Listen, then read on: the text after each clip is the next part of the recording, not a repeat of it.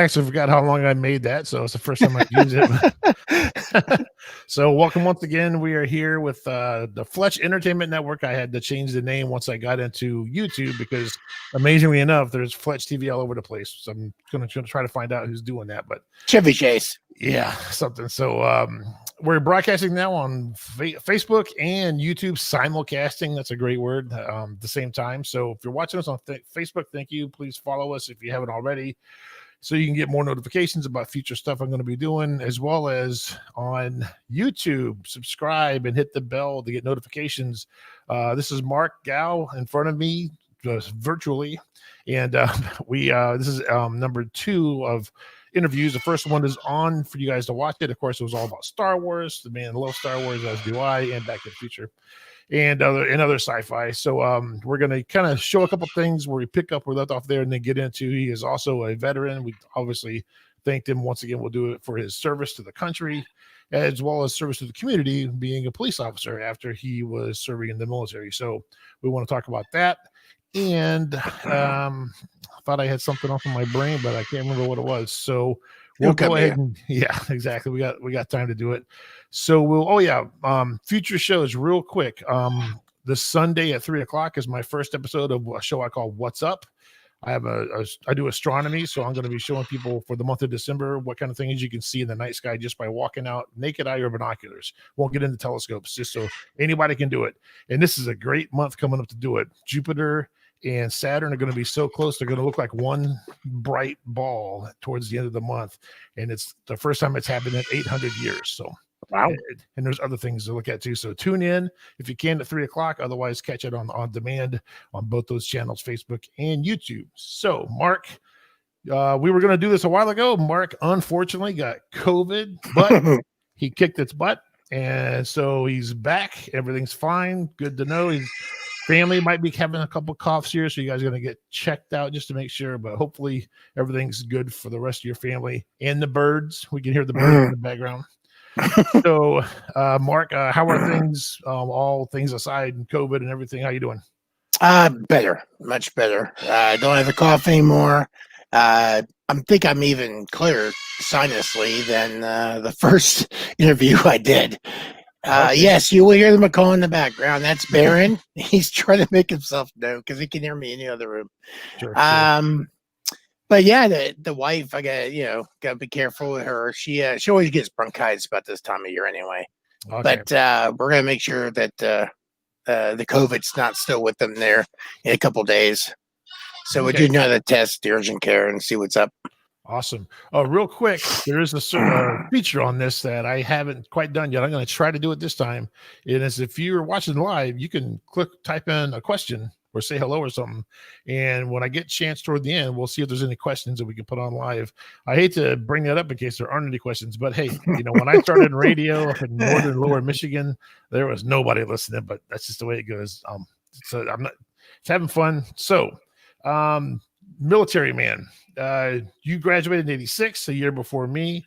How soon after you graduated did you join the Army? Is that correct?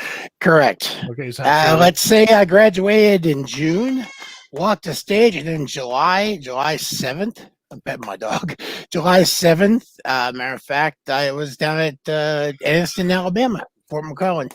Okay. So is that something you had planned to do? Were you ROTC? Were you have military? I was JFJ ROTC at Wayne. It was Air Force. So that got me a rank of E2 when I went in. Okay. But it was only 3 years. That's all they had at Wayne at the time. But no, I signed up probably April, maybe March, April. My mom was a bit surprised. Right. Because my dad had claimed conscientious objector during Vietnam because he was going to become a priest. And before he met my mother. And but she was surprised that I wanted to go in. And originally I wanted videography, because they have that in the Army. But much like the outside world, you have to know somebody or somebody has to die to get in. So I said, you know what? Dad was a firefighter, mom's a nurse. I always get tired of seeing stuff happen I can't do anything about. So we'll check into military police. Okay. and took the ASVAB and had a high enough score, and I signed up. So you were going in for sure as military police, Right. and you were in Alabama for basic training. 17 fun-filled weeks. And is it much like the movies we see, or for those of us who didn't serve? Yeah, it's not like Stripes. Okay. It's not like Full Metal Jacket. That's Marine Corps. Sure. It's bonding. It's a bonding thing. It's camaraderie. It's fellowship. It's discipline. It's 4:30 in the morning getting up for PT because by 6 o'clock it's already 90 degrees in Alabama. Oh wow. This is between July and November, so it's Alabama. So like I said, a lot of camaraderie. And if you ask vets to this day what they miss about it, well, they don't miss early morning PT. They don't miss the acronyms we have that describe the government, SNAFU and FUBAR and everything else. But they do miss the camaraderie of the other soldiers. Like I'm in touch now with my platoon sergeant that I served with in Desert Storm when I was in Germany. And so he's got great pictures that he took over there of different things we saw and did, everything from the convoys we did to burnout tanks that we saw to unfortunately dead bodies we saw, stuff like that. So I'm glad he took those because I didn't have the foresight to take pictures really of anything over there. Right. Where are we at? So yeah, I went in right after high school. And like I said, I was down there for 17 weeks. And the idea is that you have the same bunk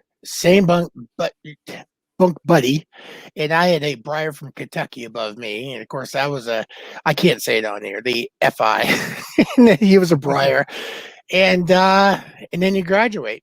And then you go to your different duty stations. So were anybody in your basic training, were they MPs also, or is it just a crapshoot? All MPs. Hodgepodge. They're all MPs. So you do your normal basic training, like everybody does.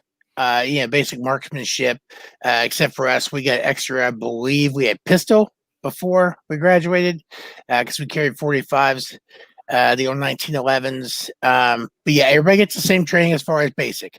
How to throw a grenade, how to fire an RPG. Back then, it was not an RPG, but it's AT4 now. Back in the day, it was a, oh gosh, I can't remember the name of it. The LAW, light anti-tech weapon. And you come out with it, and then all that crap. Basic first aid, combat skills, stuff like that. I think the Army we called that bazooka. Yeah, the old Army. Yeah, the old Army then became a law, which is a lot lighter than a bazooka. And then they replaced the law with something even bigger called an AT4, and that thing is huge. It could definitely take out tanks, I guess. I've seen them demonstrated. I didn't get to fire one of them, but we carried 2 in our Hummers. Okay. So let me see. So like I said, you what 6'9", right? Yeah. So was the Hummer fairly accommodating for a man your size? Heck no. Headroom. Guys like us think about headroom and stuff. So headroom was okay. I would put the Kevlar on and kind of sink down as much as you can. You want to be as small as you can, especially in combat. But the biggest problem I had was the hyperextension of the knees. Yeah, your knees would be bent there so long because I was a driver that your knees would start to bother you after a while. Just being hunkered, you're sitting so long in that Humvee. So when you stopped, you get out, and stretch your legs or whatever. The Hummers now, I couldn't tell you what they look like. We had the basics. When back then in '86, they just, in fact, they just got the Humvee. My first stick shift I ever drove was a 1/4 ton Jeep that the Army had. So that's how I learned how to drive a stick. To this day, I can still do. And they phased out the 1/4 ton Jeep and went to the Humvee. And back then, like I said, you want air conditioning, you got pop down the window. Right. That was it. Now they got air conditioning and all kinds of crap in the Humvees now. Yeah, and they're a lot more armored too. Right. Desert Storm, I'd have to say, being a veteran, I could say was the easiest campaign. Yeah, the Now, ground that war. was the one where they just blocked them all off from Kuwait forever, and then by the time they walked through, they were just giving up because they were Yeah, hungry, it, it, thirsty out there in the desert. it was 100 hours on the ground. Once we started the ground war, we softened them up with the blanket bombing. We were always worried about chemical attacks. So the night of the start of the air war, yeah, it's on the Selma bird. Uh, um, then we went to MUP 4, which means get your chemical suits on, your masks, everything. And then you just watch, see what's going to happen. Of course, nothing happened. But yeah, we were moving objectives. I mean, we were just boom, boom, boom, boom, hitting everything quicker than we thought we were going to because we basically meant no resistance. And you're right. Towards the end there, especially for Desert Shield, they were just walking up to us and giving up. Yeah. You know, they. I remember that thinking as a person back stateside, I was a year younger than you. We're talking like 90, 91, I think, or something. Yeah, 91. If I remember correctly. It was like I had gone to radio school in 89 and 90. So, to come out of broadcasting stuff. And I remember just thinking, what an absolute seemingly perfect campaign they put together. Schwarzkopf, that guy probably could have ran for president and won. He was such a person that was just put up as a mastermind. Everybody called him Big Bear, and it's funny you should say that. My mom, she was worried about me being over there, but the more she saw Schwarzkopf, more she listened to him speak, him and Powell, the more comfortable she felt that we were going to be okay, and we were going to win and be done with it. So, and he was just a big bear, and but he was a great tactical mind. Same with Colin Powell, and the fact we had all those nations, Sure. all those nations are like, how are you going to do this? You get a little Kuwait. It was all about money. It really was. It was all about, here's our little neighbor. We're going to get ours. And that's why Saddam decided to do what he did. Right. So what do you think, from memory, was the longest you spent in the Humvee driving with, like as far as your knee and all that? 12 hours. Oh, wow. We drove from where we originally assembled in the port of, I can't remember the port name, but my platoon sergeant's got some great pictures. We assembled, we loaded up, and we drove 12 hours to the front lines. So we were in the port in Saudi Arabia. Next thing you know, we're at the Saudi Arabia-Iraq border. Okay. And we set retrans sites. We were helped broadcast, from rear to the front. We were doing escorts. We were, believe it or not, taking traffic accidents. And what's funny is that I didn't speak a lick of Arabic. And so trying to convey to them, I need, your information or whatever.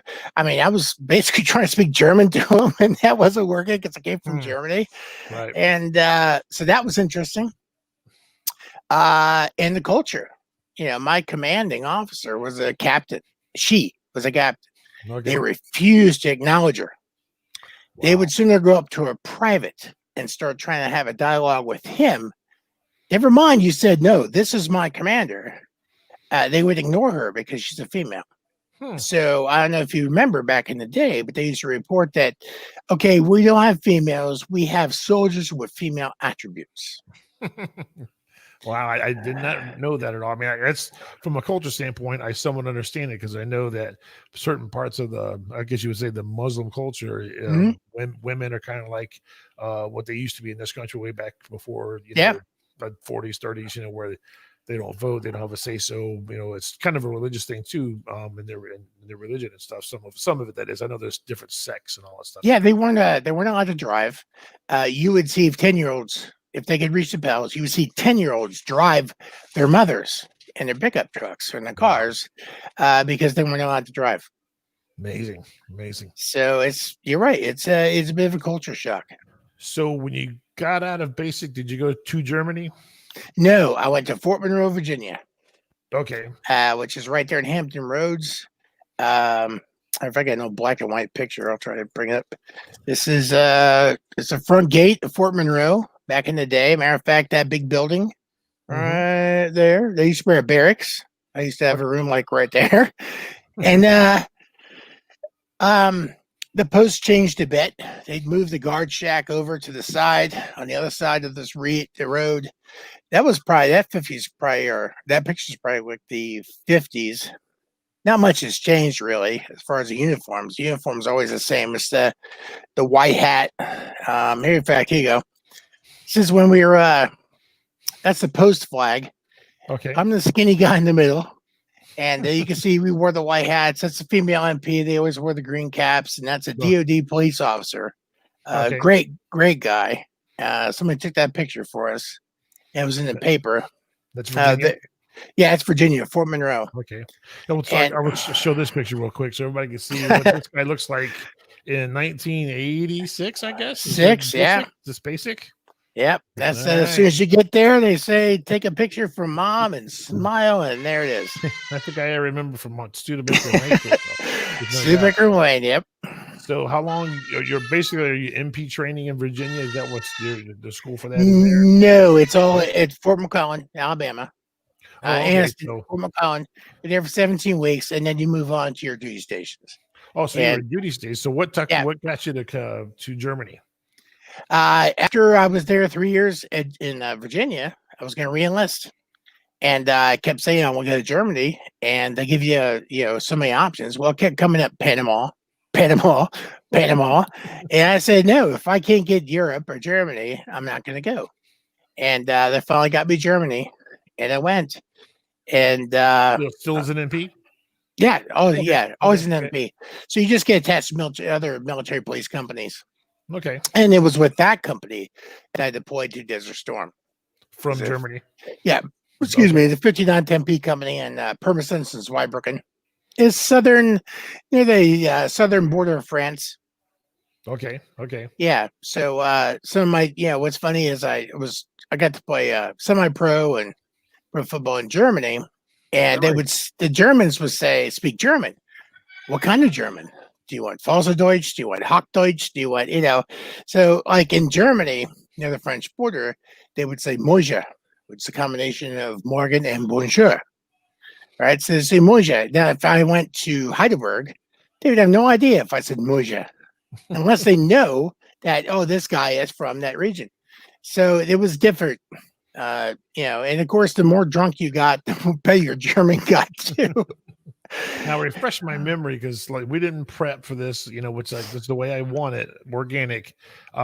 Is the wall down at this time? Is there? Oh yeah, yeah. The Einheit happened in 90, and the two biggest parties I remember, because I got there in 89. The two biggest parties was when the wall came down, and when the Germans won the World Cup. Okay. Because say yes, we have Super Bowls and we have certain cities that celebrate. But when you have a country that is hardcore soccer fans, right, as Germany, the fact that they beat the world and they're World Cup champions, every bar was open, beer was free, people were running through the streets, German flags came out of their cars. Even the Americans who were stationed there was like, yeah, go Germany, because the Americans were nowhere near the league of that was way before we even were relevant in soccer. Yeah, right. So, and these guys have been playing, football for hundreds of years. So the semi-pro football was that soccer?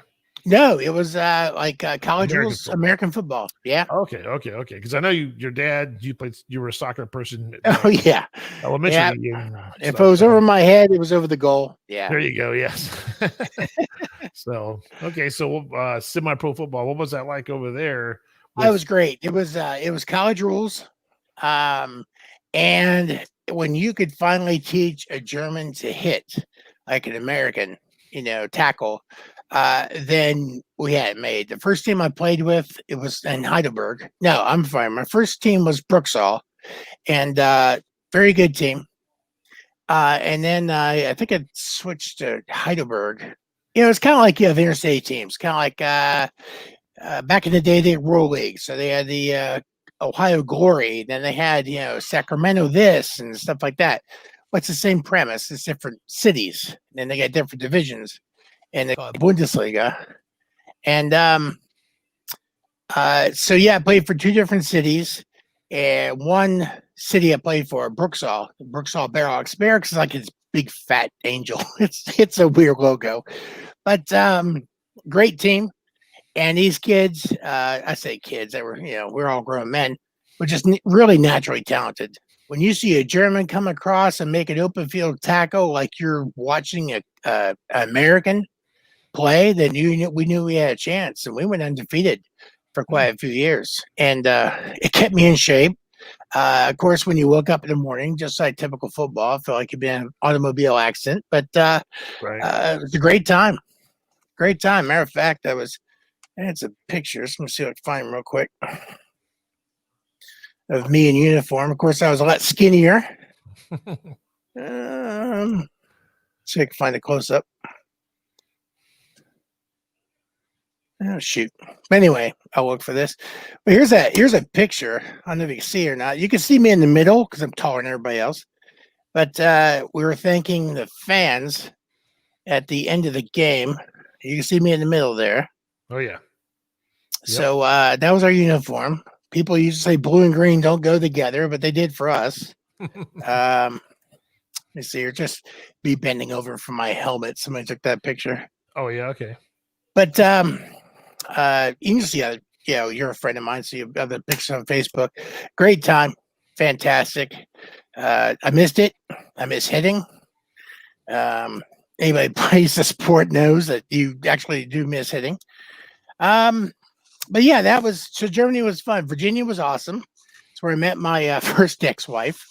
Her father was my deputy post commander. He's a lieutenant colonel. So I thought, well, if I get with her, maybe I'm a private, maybe I'll get promoted. But he retired. So we end up, I went to Germany. She came over later. She came back to Ohio to stay with my mom until I sent for her once I get set up in Germany.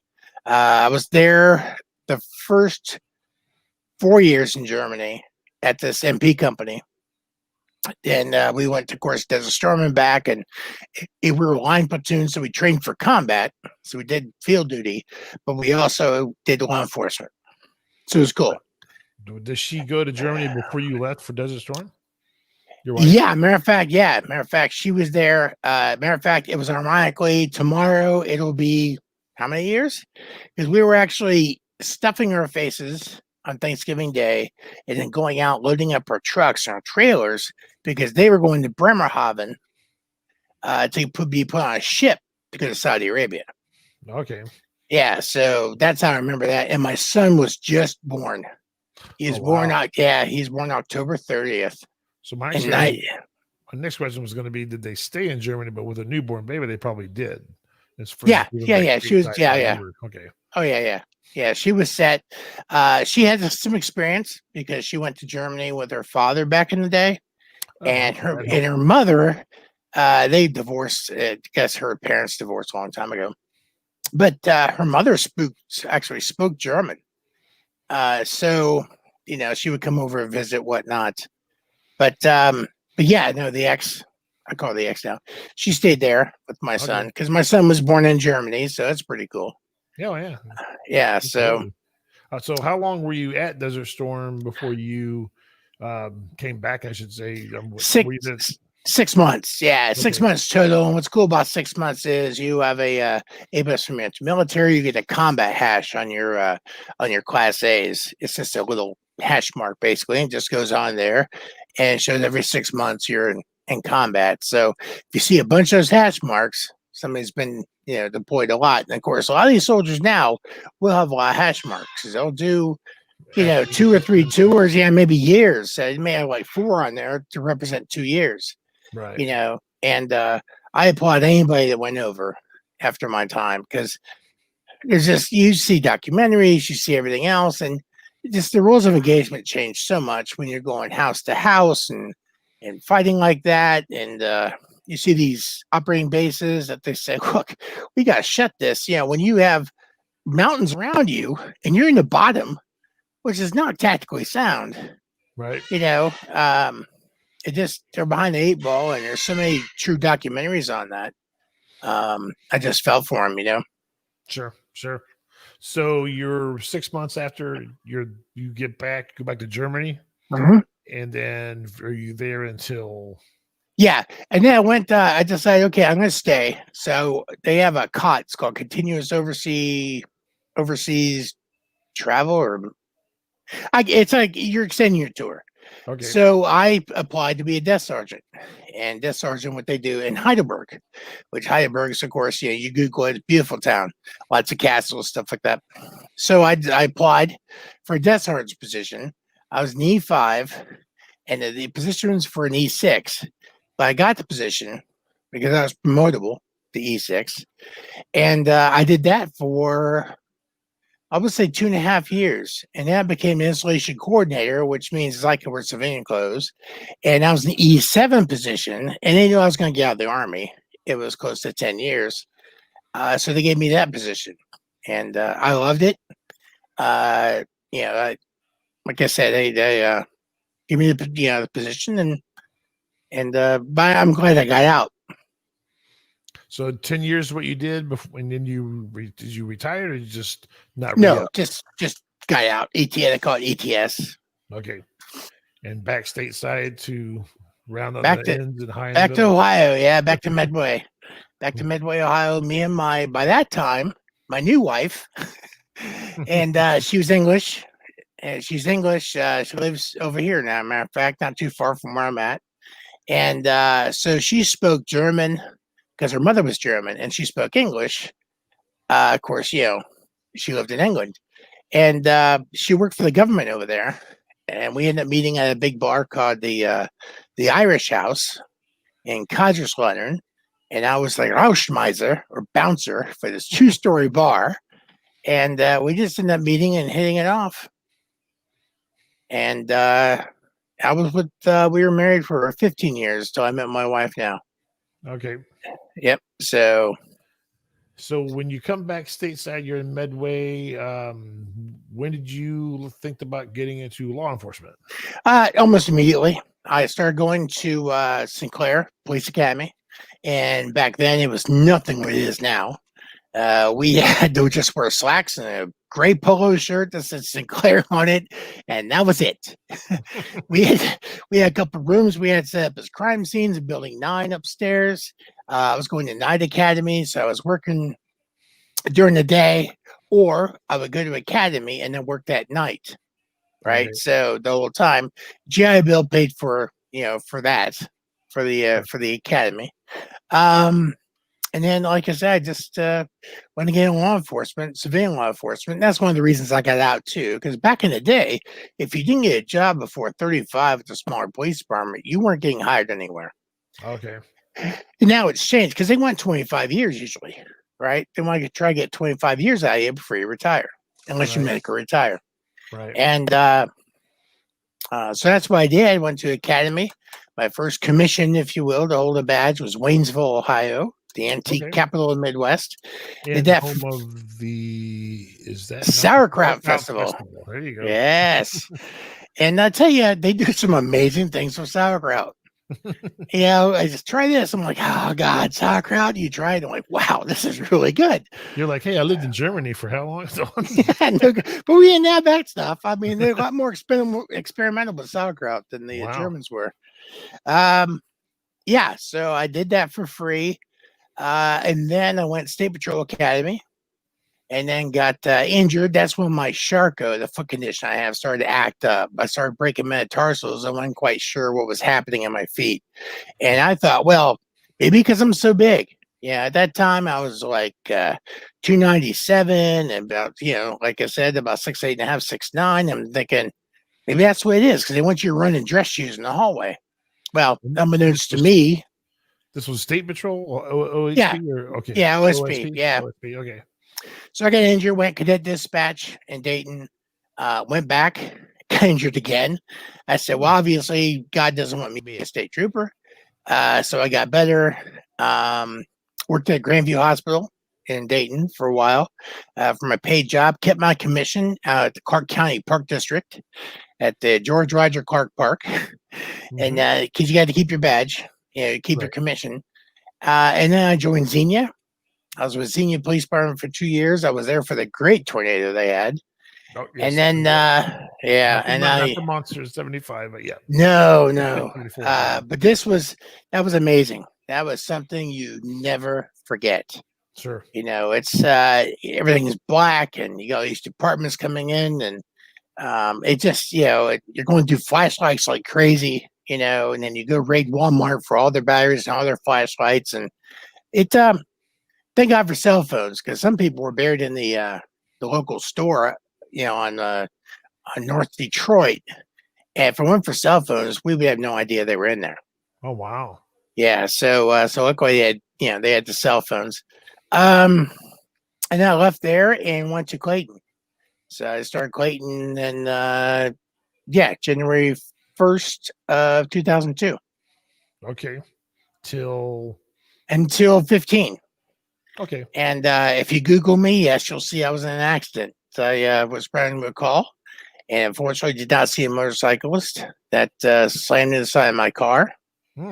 And the motorcycle caught fire.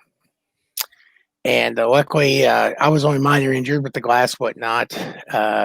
He wasn't fatally injured at the time, but he ended up dying about 2 weeks later on the operating table trying to do skin grafts. Oh, wow. So that was it for me. I said, I gave 30-something years of police work, and I'm done.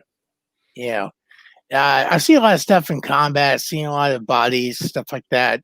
Been through a lot of just normal police work, military police, and also civilian police work. You see a lot of bodies.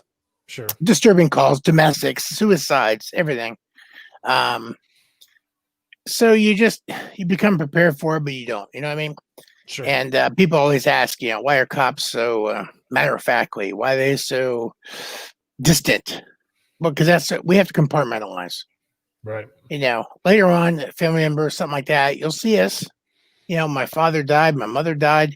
I gotta get everything done, and then I can grieve. Sure. You just gotta take care of business, and then you can, fall to pieces. I know that Dan Witherell. Yep. Class of 86. Yep. His younger brother, class of 87, Keith. He also served in the Army. Okay. He went on to be a Cincinnati police officer for a long, long time. Then also the homicide detective, and now he's supposed to be a Hamilton County. But he had told me, he's one of my the whole family good friends of mine. He had told me something that'd be interesting. I'm sure you could probably relate to, and that is that when he goes to work, especially when he became a homicide detective, you just see so much different ways that death happens. And then you come home to your wife and your kids and your church and your religion, and it's like it's just a very interesting thing to try to go back and forth with and keep not to coin an offer, keep your sanity, because it is. I would say bigger departments, bigger city departments, if you don't have a good group, if you don't have a good family, if you don't have a good support group, a lot of officers commit suicide. Yeah. I was going through and I happened to find this awesome picture of me down there, skinny mini, getting an award from the post commander. And then this is a great shot. That's my company commander, Dress Blues, and that's skinny mini me getting an award for I think doing McGruff the crime dog. I'll show you in the pictures. Right. But I can't believe how skinny I was. But I just had to find out. To say what you were 6'9", you were like 297. That's when I got out. I was I graduated. Believe it or not, I graduated basic training. I went in at 265, 6'6". Graduated 6'8.5", almost 6'9", at 227. Wow, I was a beanpole. Exactly. It's tough to stay under 300 as an older and adult when you're that tall. There's no doubt about it. I'm not that tall. I'm 6'2", and I got 300 in the rear view mirror. Let me tell you that. It's way back there. But. It's I'm just going through all this different crap. I got some pictures of Desert Storm here, but it's just it is a camaraderie, and anybody will say that that was in. Sure. I'm sure if you've seen these or not. These we call it funny money. Oh, there you go. Saddam's dinars he was coming out with his little funny money. Are those Here's where obsolete now that he's go ahead. gone? Did they change their money? Oh yeah, they went back to the normal Iraqi Nice. dinars. Yeah, wherever Okay. that is. And here's us getting on the plane to get the heck out of there. When we flew over there, the planes couldn't have anything on it. It was just a big white plane. And when we got home, or flying home, they're allowed to put Transworld Airlines TWA back on the plane, and you can see a little American flag sticking out of the top. Oh yeah, yeah. So a little flyer they used to give them, surrender to us, and we'll take care of you, and all that stuff. The leaflet was dropped.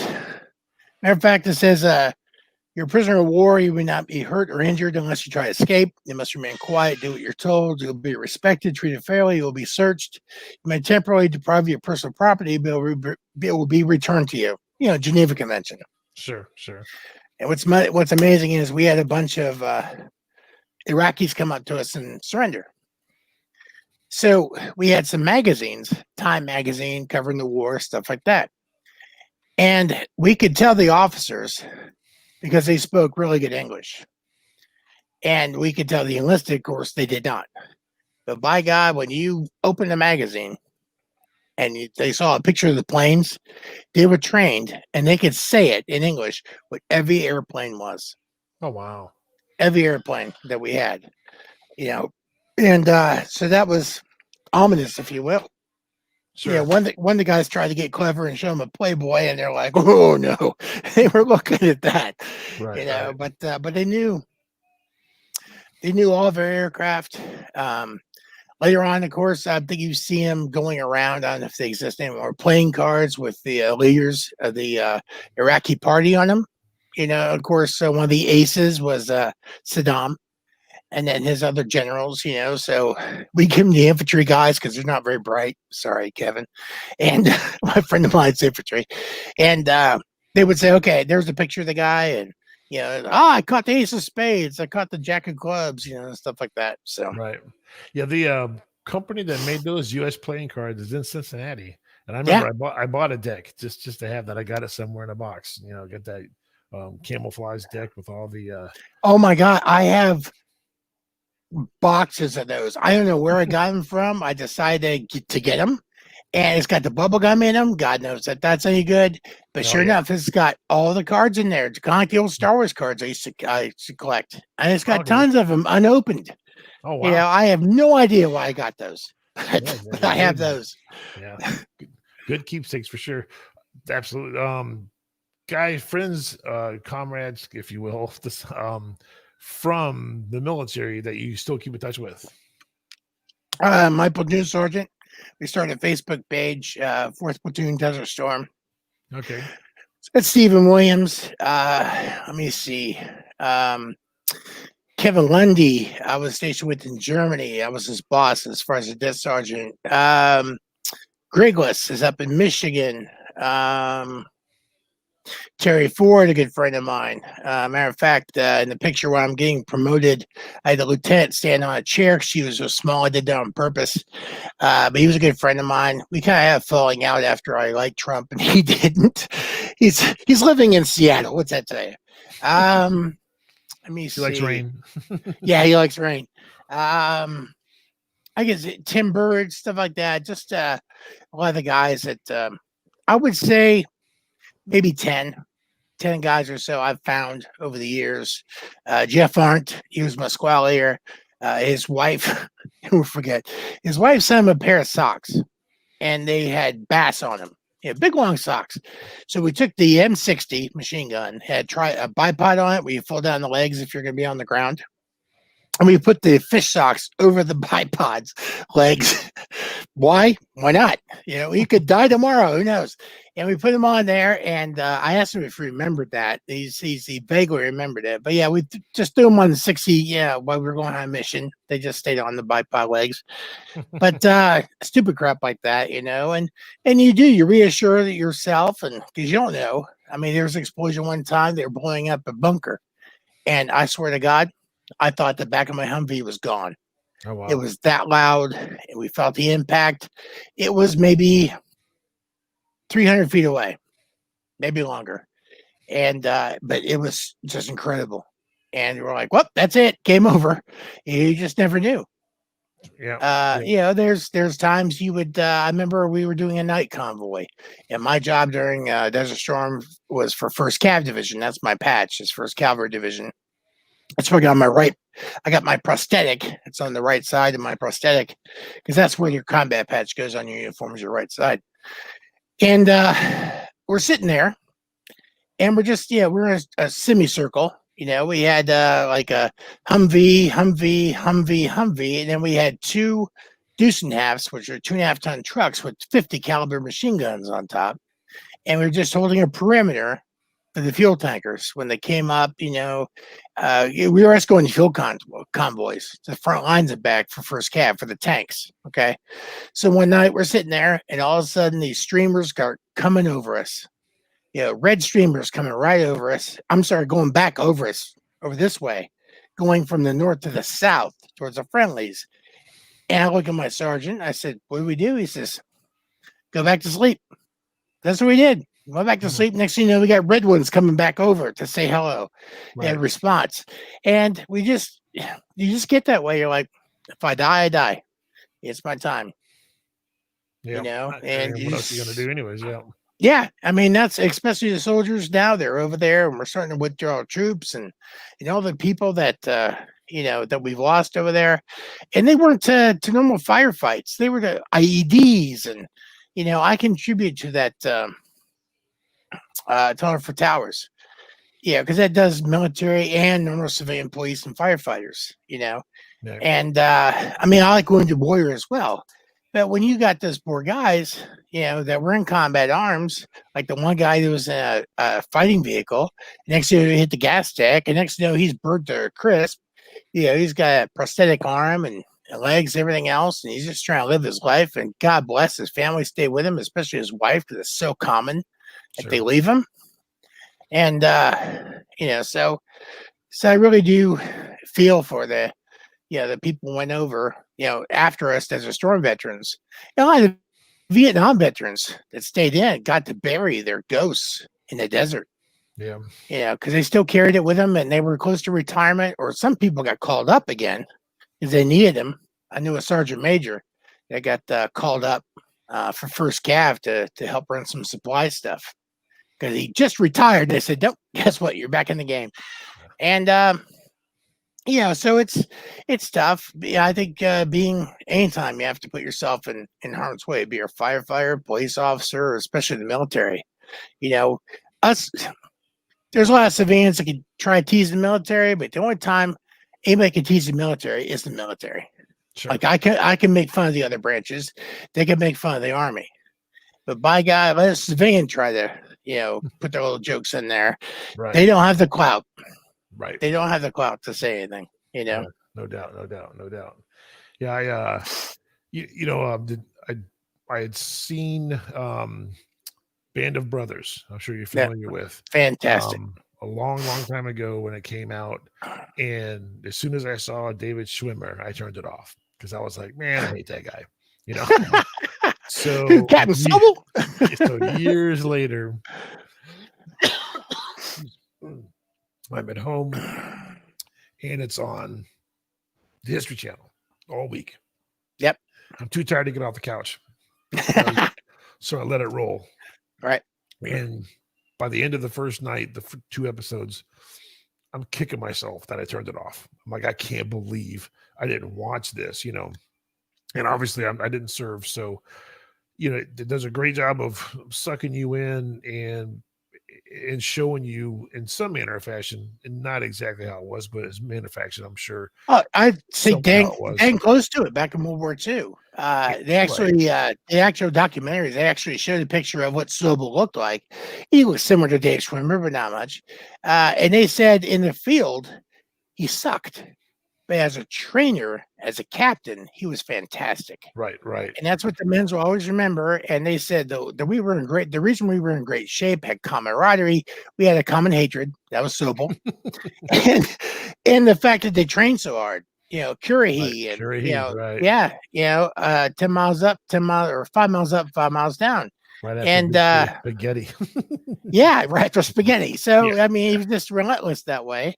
But as they say in combat too, bullets tell no tales, especially in the dark. Right. A story I remember, and I shared it with my platoon sergeant here recently.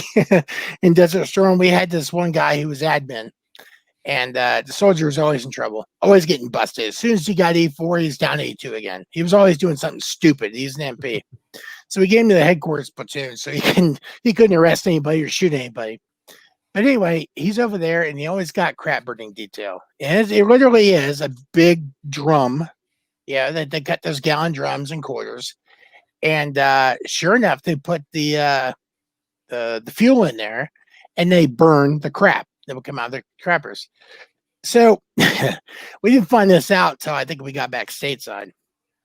But this private had found the commander's mask because we had duct tape on there with our names on the pro mask, protective mask carriers. He found her mask. He hated the commander so much, he threw it in the crap and burnt it. Oh, wow. So I guess he really should have got jammed up. Oracle 15 kicked the heck out when we got back. But I guess when we got back, we are like just trying to get our wits about us and all the equipment we had to bring back and everything else. And sure enough, it was found out that Private Williams decided to go ahead and throw the commander's protective mask in the crapper and burn it up. So when she went to get a new one, the supply sergeant was like, "What do you need of the mask?" She's, "No, I'm in charge. Just give me another mask." She wouldn't embarrass herself that she lost the mask, not knowing that somebody had taken it and burned it up. Right. But it's different stories like that. I mean, I remember going to the best story I have of Desert Storm is my best friend growing up. I've known him since I was 10 years old. He just moved to Tennessee, retired from Pickwood as a police officer. He goes in the Army shortly after I did. He was the Air Cav Scout, right? So he just ran in the helicopters. That was his jam, okay? And back in the day, we didn't have cell phones, okay, like they do now. And we had to go to a phone center the AT&T would put up, and you had to do collect calls home. So we're waiting on line just in the middle of nowhere. Not only when I get out of the Humvee, did I step on an M16 that somebody lost in the sand, I had to confiscate and take with, but I'm standing in line, and I guess I was in a mood talking a bunch of smack. And this one soldier turns around, looks right at me like he's going to kick my butt. And lo and behold, it's my best friend that grew up 2 doors down from me in the middle of nowhere. We gave each other big hugs. We went in, talked to both of our mothers on the phone at the same time. And you're like, "You're not going to believe this," and we will always remember that is no matter what you went through. I mean, just a small world that time, that place, you never knew after that, whether or not you're going to keep, survive the rest of the conflict or not. And, but that was something you'd never forget. I'm glad you mentioned that because in my mind a while ago in our conversations, I had a question that I was maybe going to answer or ask or not. And it was, by any chance, did you ever run into anybody you knew from Ohio before the military in the military? But I thought, well, what's the chances of that? Because there's so many people. And then there you are with a great story. In the middle of nowhere. That's crazy. And what's funny is you really didn't have our MSRs, main supply routes, were just sand with diesel fuel on it. Right. That was it. So you can distinguish. And once in a while, as you keep widening the MSR, well, you'd eventually see an Iraqi body would come up, an arm or a leg, or because the Iraqis, they never bury their dead.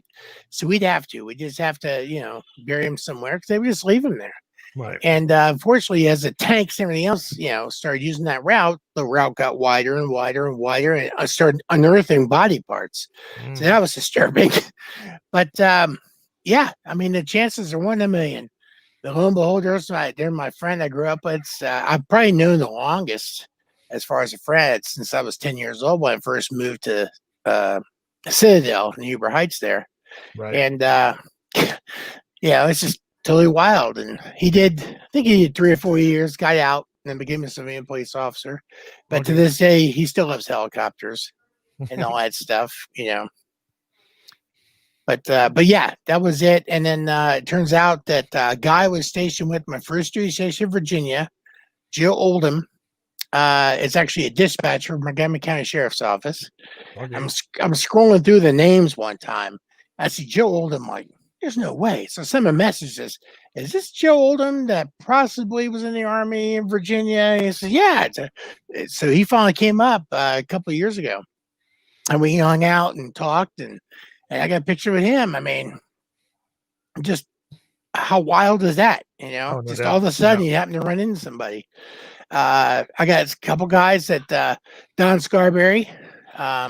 He was one of my soldiers I was in charge of when I was a death sergeant in Heidelberg. And he still a pistol. Matter of fact, I did his wedding as Darth Vader. And then a friend of ours was a DJ at TUE.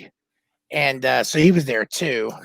And then I had a friend of mine do a stormtrooper, you know, for the wedding.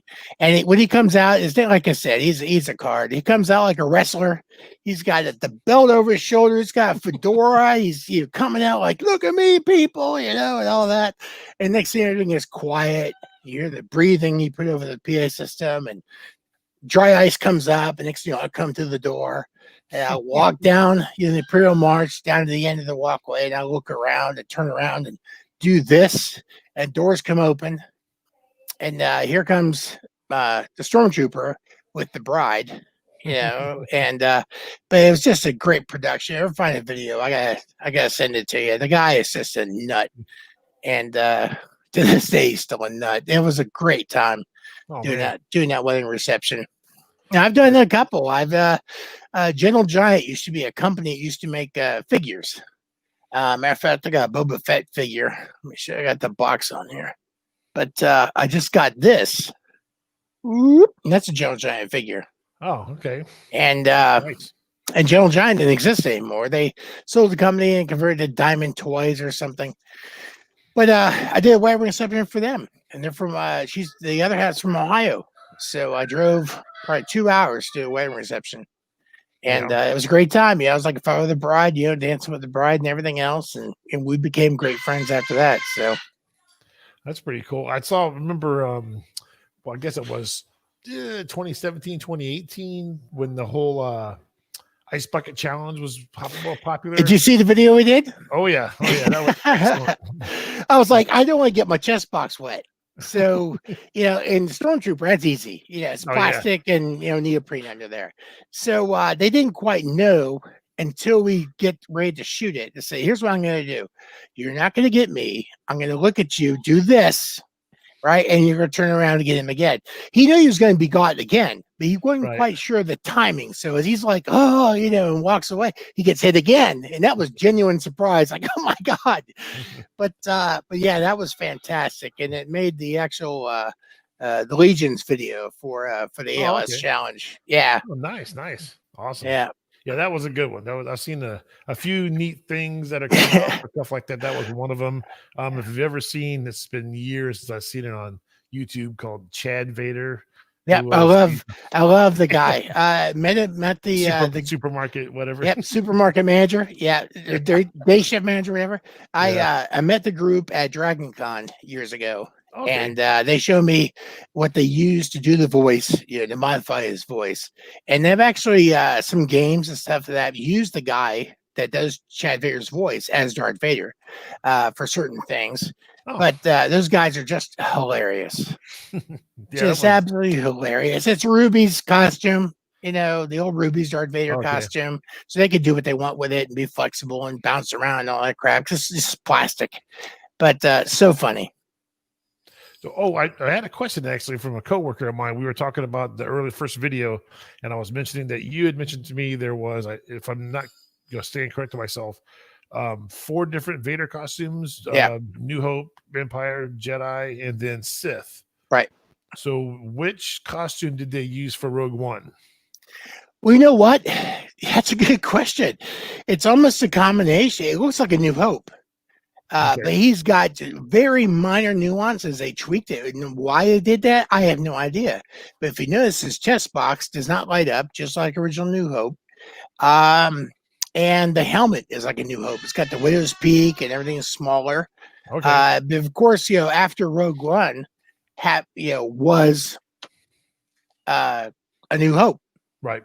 That's what people are teasing. Oh, they already shot the next movie, So after Rogue One was, A New Hope. So so it was, I would say, close to A New Hope. Okay, that's Yeah. what I was figuring timeline wise. So it has almost to be, identical. Yeah, if they have little nuances, they're very, very small. right. You see the gloves too. It's a weird thing, but the gloves in New Hope and that one, the lines instead going like this, running long ways, like the rest of them go like this. Oh, They're like okay. ski gloves, if you will. And that's how you can tell if it's New Hope or not. The gloves are different, and the lines go like this instead of running long ways up the gauntlet there. Okay. It's a stupid crap like that. Well, the certain sect of fans that would be like pointing that out, I mean, or others may not even notice a difference and stuff like that, and if you don't do it right, some people, so. Well, my wife's become really well trained at not only seeing Star Wars merchandise in the store from like 5 miles away, but also recognizing, well, that guy's costume's not right. That guy's costume's not right. And so, what do you mean? She'll say something. Oh, God, you're right. Especially Vader's, because she's seen me in Vader and dressed me so many times as Vader. Right.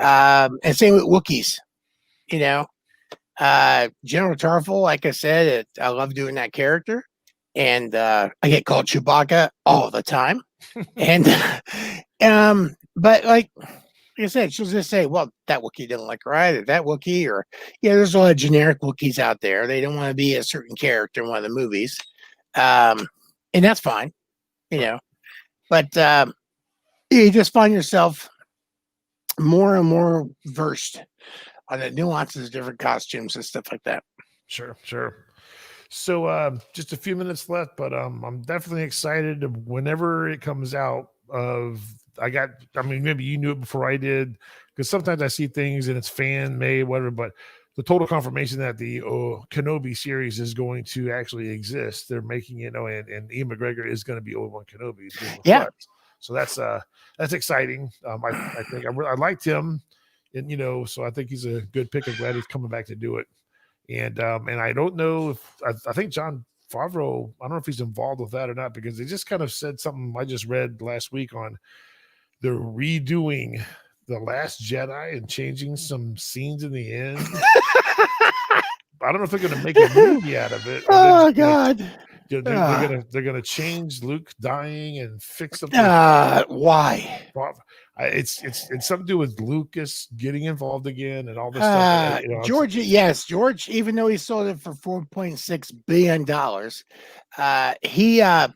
I think, like we talked about before, I think he really was hurt when Rian Johnson did what he did. And he's like, I don't care. I'll pay the money back. I think they want him back as far as his, this is your baby, this is your brainchild. So, and I keep hearing every other day that Kathleen Kennedy's been fired and she's rehired and she's still with it. And I thought she went to Bad Robot with Abrams and right. I don't know. From what I read, it just sounds like he's back in a consulting way, and him and another guy, I don't remember the person's name, are gonna set the tone by fixing that movie for the future films to be more what had in mind. So I don't know if they're remaking it or they're gonna release like a director's cut, editor's cut, something like that. If they could label it the non-Rian Johnson version, right, then you'll probably get people to watch it. I mean, it's just, there's an excellent thing on Netflix, I think, or it's Prime Video. It's called The People versus George Lucas. Wow. If you haven't seen it, you got to watch it. Okay. It is basically praising him to be as George.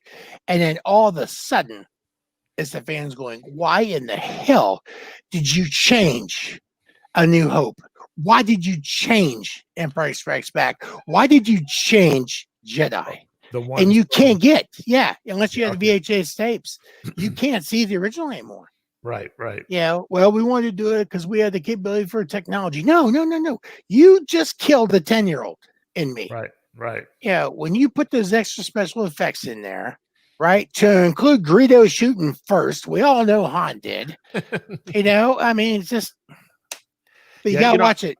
I didn't mind like on Empire where Cloud City they put stuff where the windows were to make it look like it was more depth out and like but when But did you they notice in swap, Empire when they why? I don't know.